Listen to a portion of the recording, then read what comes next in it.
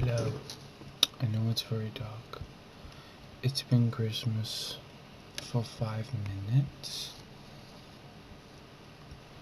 Happy Christmas to you.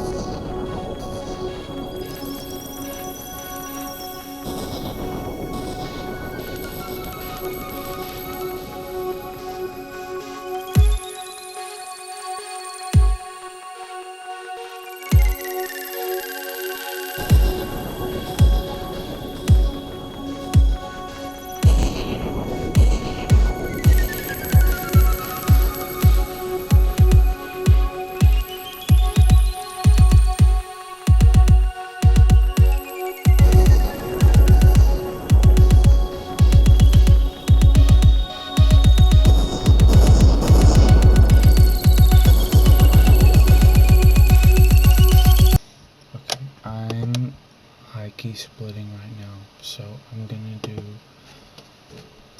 my 3 best dreams. I can only think of 3. I already have my 5, another top 5 worst dreams. What are you hooked on? Ready to go? But I thought that might make it, worse, that I'm in fight or flight mode. So, these are my 3 best dreams. There are no transitions. Sorry. Okay, first one, pretty self-explanatory. Pokemon is real. In this dream, Pokemon was real. This was one of the only one-off dreams I've ever had in my entire life. And I remember a freeze frame of it. I remember the field that I was looking at. And a few of the Pokemon that were running around. We had Geodude. It was Pokemon I don't really like, to be honest. There was like Spearow, Pidgey, Ponyta. Ponyta's fine. But yeah, Pokemon was real, and I only had this dream once. That's really cool. No! Fuck. I just spoiled the whole thing. Let's try again. Go away! Okay.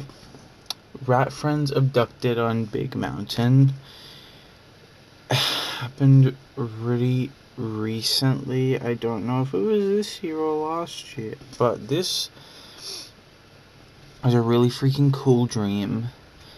And I feel like this is the kind of dream that's a bit more aligned in how I hear that people generally dream, where it's kind of like a nonsensical mess of like, I was in a library and there was a rat talking, and then we were on a mountain.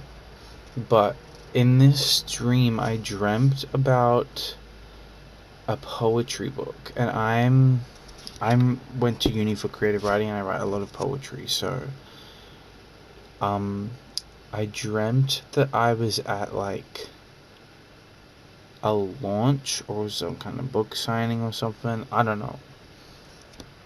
Or I was just at the library reading books off the shelf that I thought were cool, but I dreamt that this poetry book existed that was called something like Rat Friends Abducted on Big Mountain, and the art in it was just so freaking gorgeous, and I've just never forgotten. Like, I feel like I dreamt this art piece that was like from another universe.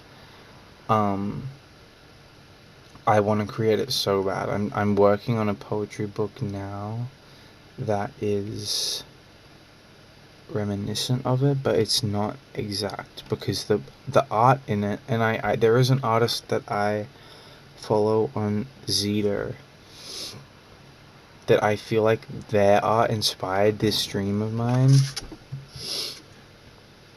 They do really cool art of like critters. And And I'm actually not talking about a furry artist, although I follow a ton of furry artists. This is very different. This is like, it's like, not calligraphy, but like, anyway. It's just really fucking cool that I dreamt of this poetry book. Okay, number one is like a theme. So, and I repressed this memory. I've remembered the fact that I used to do this in the last few years because, you know, I actually started fucking transitioning and thinking about transitioning. But when I was a kid, because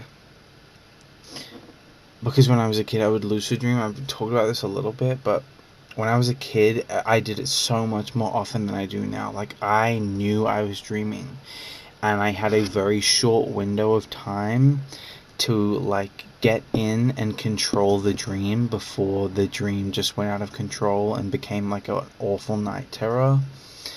And to make things happen in dreams, I would say I wish, like I would wish for something and I would know that I'm in a nightmare if they didn't come true. So the thing that I would always do, well, first I would just like conjure like an object, or like do something that I could see that was obvious, so like I knew. And then as soon as I knew I was lucid dreaming and that I had control of the dream, I would be like, I wish I was a girl. I would always make myself a girl in all of my dreams when I was a kid. Like, literally, I don't even know. And the girl that I would model myself off was Drew Barrymore from E.T. So, like, that's, like, the age I was when I was fucking doing this. And because I would have a lot of dreams that I was, like, at school or something, so I would, like, wish that I was a girl. I'd go to the bathroom to check the mirror, and I'd, like, look under my clothes and stuff to see if, like, anatomy had changed. Insane. And this is my favorite just because I think it's so fucking cool to talk about, especially as, like, I don't know, there's a larger yet less nuanced conversation about trans people that's been brewing since, you know, that particular election.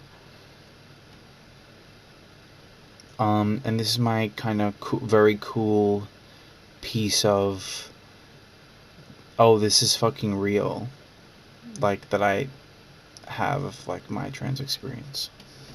The dream I was a girl as a child before I knew what transness was, which I literally learnt what dysphoria was when I was 21. I watched a YouTube video and it exploded my brain.